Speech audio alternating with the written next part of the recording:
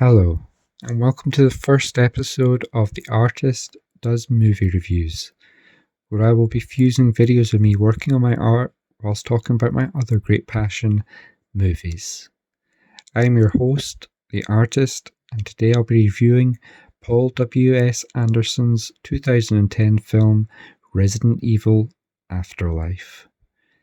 Afterlife is the fourth film in the Resident Evil franchise and marked a return to the director's chair for Anderson, who brought the series to life way back in 2002.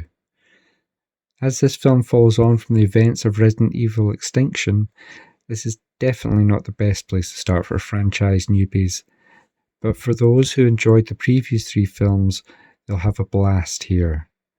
The fantastic Milla Jovovich returns as series protagonist Alice, who we get to see plenty of in the opening scene when an army of Alice's clones descends on Umbrella HQ. The following battle is hugely enjoyable, and even though some of the effects are a bit shaky, you can't fault Anderson for her ambition. The following confrontation between Alice and Wesker is a bit of a letdown, but I did quite enjoy Sean Roberts' somewhat unusual performance as Wesker in these early scenes. Once these opening scenes are out of the way, we're treated to some beautiful scenery as Alice embarks by plane on her journey to the supposed haven of Arcadia. These scenes are some of my favourite and give the film a more expansive feel, as well as moments of serenity which are almost completely absent from the rest of the movie. These moments represent a breath of fresh air amongst the violence and ridiculous action scenes that the series is known for. But if it is the zombie hordes that you came to this film for, then you'll have to wait a not inconsiderable 30 minutes to see the multitudes of the undead. It is at this point where the film settles down for the main part of the story, as Alice and the returning Ali Larter as Claire crash land on the roof of an abandoned prison in Los Angeles.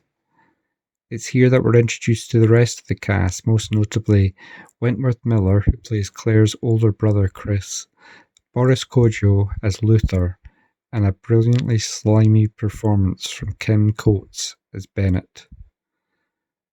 The gloomy prison set is lacking in anything visually interesting, which is disappointing, but there's still fun to be had here, and one scene in particular is Anderson making good use of the Phantom high-speed cameras, which can shoot at 200 frames a second, allowing for ultra-smooth slow motion.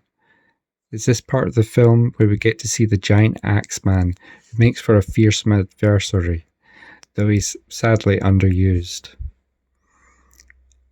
Anderson keeps things moving at a decent pace, and the locations change often enough to keep things interesting, and each location has its own distinctive aesthetic. The film builds to an exciting finale as the gang reach Arcadia, and a strong cliffhanger ending promises much. Sadly, the payoff in Resident Evil Retribution would be greatly underwhelming, but that is a story for another day.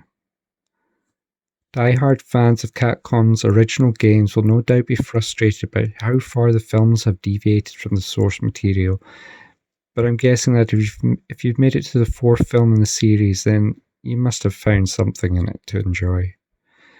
This is easily the best of the sequels and is an enjoyable watch, even though it's not exactly a cinematic masterpiece. Well, thank you so much for joining me for this video. Stay tuned for more content coming soon.